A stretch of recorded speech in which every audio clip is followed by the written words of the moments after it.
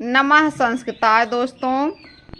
श्रीमद् भगवद गीता के द्वितीय अध्याय में अर्जुन को उपदेश देते हुए भगवान श्री कृष्ण कहते हैं कि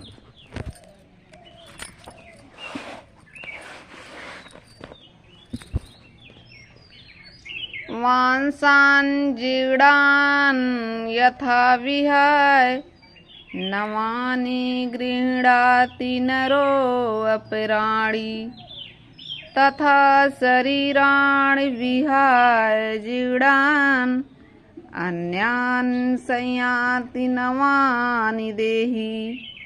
अर्थात, हे अर्जुन, जिस प्रकार मनुष्य पुराने वस्त्रों को त्याग कर दूसरे नए वस्त्रों को ग्रहण करता है, वैसे ही यह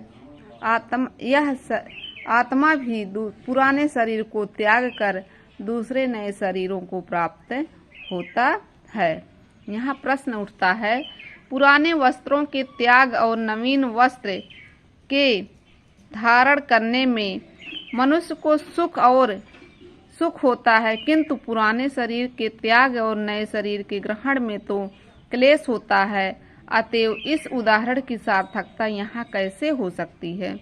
भगवान ने उत्तर देते हुए कहा, पुराने शरीर के त्याग और नए शरीर के ग्रहण में अज्ञानी को ही दुख होता है, विवेकी को नहीं। माता बालक के पुराने गंदे कपड़े उतारती है और नए पहनाती है तो वह रोता है, परंतु माता उसके रोने की परवाह न करके उसके हित के लिए कपड़े बदल ही देती है। इसी प्रकार भगवान भी जीव के हितार्थ उसके रोने की कुछ भी परवाह ना करके उसके देह को बदल देते हैं। अतएव यह उदाहरण उचित ही है। फिर प्रश्न उठता है, भगवान ने यहाँ शरीरों के साथ जीर्णानि पद का प्रयोग किया है, परंतु यह कोई नियम नहीं है कि वृद्ध होने पर, शरीर पुराना होने पर ही मनुष्य की मृत्यु हो। नई उम्र के जवान और बच्चे भी मरते देखे जाते हैं, इसलिए यह उदाहरण युक्त नहीं जचता। उत्तर यहाँ फिर भगवान देते हुए कहते हैं, यहाँ जीर्णान पद से 80 या 100 वर्ष की आयु से तात्पर्य नहीं है। प्रारब्धवश युवा का या बाल जिस किसी अवस्था में प्राणी मरता है वही उसकी आयु समझी जाती है, और आयु की समाप्ति का नाम ही जीर्णावस्था है। अतएव यह उदाहरण सर्वथा युक्ति संगत है। फिर प्रश्न उठता है, यहाँ वांसानी और शरीराणि दोनों ही पद बहुवचनांत हैं।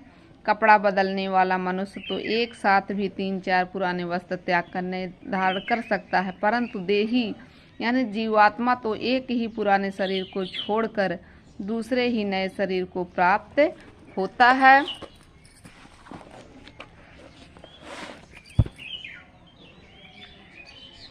एक साथ बहुत से शरीरों का त्याग या ग्रहण युक्ति से सिद्ध नहीं है। अतएव यहाँ शरीर के लिए बहुवचन का प्रयोग अनुचित प्रतीत होता है। उत्तर है इसका कि जीवात्मा अब तक ना जाने कितने शरीर छोड़ चुका है और कितने नए धारण कर चुका है, तथा भविष्य में भी जब तक उसे तत्व ज्ञान ना होगा तब तक ना जाने कितने असंख्य पुराने शरीरों का त्याग और नए शरीरों को धारण करता रहेगा। इसलिए बहुवचन का प्रयोग किया गया है। स्थूल, सूक्ष्म और कारण भेद से शरीर 3 हैं। जब जीवात्मा इस शरीर को छोड़कर दूसरे शरीर में जाता है तब ये तीनों ही शरीर बदल जाते हैं। मनुष्य जैसा कर्म करता है उसके अनुसार ही उसका स्वभाव प्रकृति बदलता जाता है। सत्य, रज, तम तीनों गुणमयी व्यष्टि प्रकृति ही यहाँ शरीर कारण शरीर है। इसी को स्वभाव कहते हैं। प्रायः स्वभाव के अनुसार ही अंत काल में संकल्प होता है और संकल्प के अनुसार ही सूक्ष्म शरीर बन जाता है। कारण और सूक्ष्म शरीर के सहित ही यह जीवात्मा इस शरीर से निकलकर सूक्ष्म के अनुरूप ही स्थूल शरीर को प्राप्त होता है। इसलिए स्थूल, सूक्ष्म और कारण भेद से तीनों शरीर के परिवर्तन के कारण भी बहुवचन का प्रयोग युक्त ही है।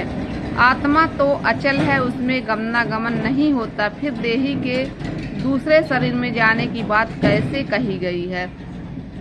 वास्तव में आत्मा अचल और अक्रिय होने के कारण उसका किसी भी हालत में गमनागमन नहीं होता। संबंध इस प्रकार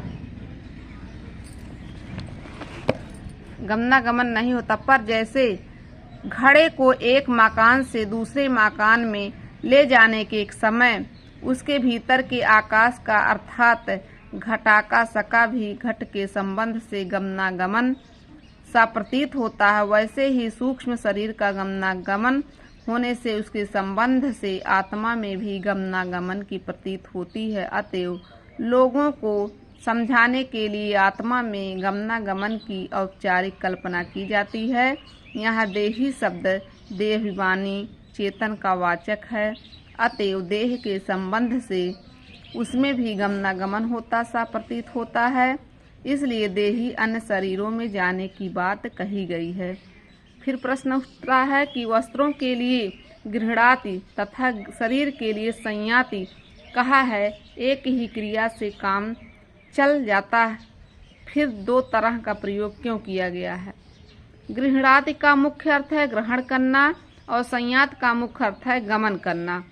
वस्त्र ग्रहण किए जाते हैं, इसलिए यहाँ गृह्णाति की क्रिया दी गई है, और एक शरीर को छोड़कर दूसरे शरीर में जाना प्रतीत होता है, इसलिए संयाति कहा गया है।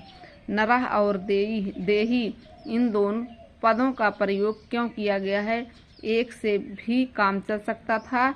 नरः पद मनुष्य मात्र का वाचक है और देही पद समस्त जीव समुदाय का, अतः दोनों ही सार्थक है, क्योंकि वस्त्र का ग्रहण या त्याग मनुष्य ही करता है, अन्य जीव नहीं, किंतु एक शरीर से दूसरे शरीर में गमनागमन सभी देह अभिमानी जीवों का होता है, इसलिए वस्त्रों के साथ नरा का तथा शरीर के साथ देही का प्रयोग किया गया है। अगली वीडियो में फिर मिलूंगी, तब तक के लिए नमः संस्कृताय दोस्तों।